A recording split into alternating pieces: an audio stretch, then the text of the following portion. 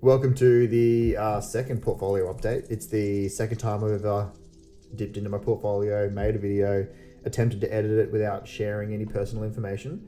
I am going to try and be consistent on these videos, so I appreciate you clicking on this one and giving it a try, giving me a red hot crack. If you enjoy the video or you want to see the updates as this portfolio continues to move, please hit the subscribe button. It really helps me out. I notice even when it moves by one subscriber, I notice, and it like makes my week. Like, I'm not even joking. I think about it for like 4 days. So to get into it, as you can see, if you saw the last video, the portfolio has actually gained a very small amount of value. Down in the bottom right hand corner there, it says $13,034.96. Previously it was around 12,800 and something. So it has gone up. Mind you, it's not been due to any purchases made by me. It's just the market movement. I've not bought or sold anything, I believe. I will be taking notes in the future to make sure that I keep track of that. But just want to quickly talk about each one. Hotel property investment, currently at $3.15. I bought them for $3.12. So they've actually come back to above what they were before I purchased them, which is very, very good for me. I've already got a lot of stuff in my portfolio that's in a negative value. So it's nice to have one that's sitting above what I paid for it, which is great, especially considering the whole COVID thing is still going on. Qantas, $3.89. So I bought these at $4.20 with an options call, an options put, that I wrote, got exercised. So they've been down several $100s for several weeks, but they're slowly climbing back up. Once they get to around $4 consistently or a bit above that, I can start writing calls again, so that's going to be really good. 900 of those. Suncorp, they were a really good purchase. They were down a fair bit when they released their dividend payments at 10 cents per share, which is usually up around 40, but due to COVID and the Australian bushfires that we had earlier in the year, they had to pay out a lot of money and they were short cash themselves, so they still offered a dividend, which was surprising considering with the events in the world going on. For those not aware, they're an insurance company, insurance and banking, so for everything going on, it was generous of them to even offer a dividend when the year has cost them pretty significantly already. So I purchased those for around $9 and some for under $9, and now they're just up over. And at one stage there, they were even at $9.40 or 50-ish. So that's been fluctuating a fair bit, but sitting pretty high, going positive fairly frequently, which has been really good. And Telstra is the one. It's kind of surprised me. It was sitting about $3.30, $3.40 for several weeks. It was up $240. I bought them for about $3.12, and they're currently, they took a huge dip the other day, huge dip. So now they're currently sitting around $2.84, fluctuating. That's probably the lowest they've been in a long time.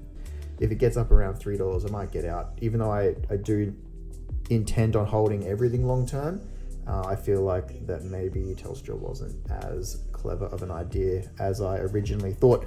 So since the last portfolio update, the only thing that's really changed is dividends received. So hotel property investment paid out, I think, a 9.7 cent dividend on 500 shares, which is $48 something. And that's currently sitting in my balance. You can't see my balance at the moment. It should be like here next to holdings where it says available.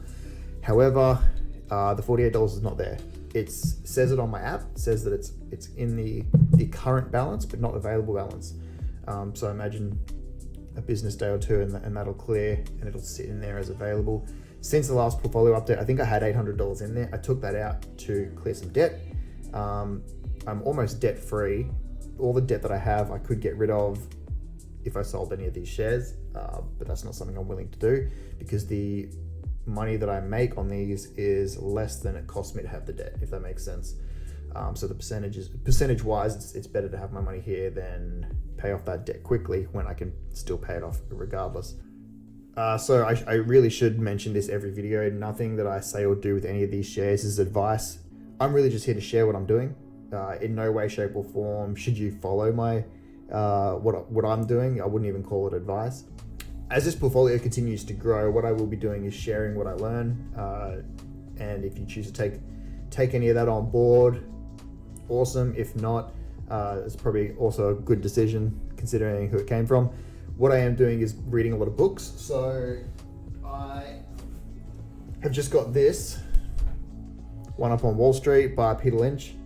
Apparently it's fantastic. I don't remember where I got the recommendation from. It was in one of the other books that I'd read, but I'm going to read this. I am probably only 50 pages in. I haven't had a lot of time this weekend to do that, but I am reading it. The other thing that I'm currently doing, or the other book that I'm reading, I should say, or about to read, is another one recommended by Warren Buffett. So was not aware how thick this was when I ordered it, by the way, but Security Analysis by Benjamin Graham and David L. Dodd. Very, very old book, but highly recommended. So Security Analysis, what I essentially intend to do is purchase companies that perform well and provide a good return on your dollar. Hopefully that book, along with The Intelligent Investor, One Up on Wall Street, anything and everything else that I intend on learning, that'll aid me in making good decisions, and we can watch this portfolio grow, because that is the intent. If you would like to follow on this goddamn journey that I have attempted to embark, please hit that goddamn subscribe button. Fuck me, hit that goddamn subscribe button, like it, share it with your friends, leave a comment, tell me it's good, tell me it sucks, or whatever you want to do. Thanks for watching, and I guess I'll see you in the next one.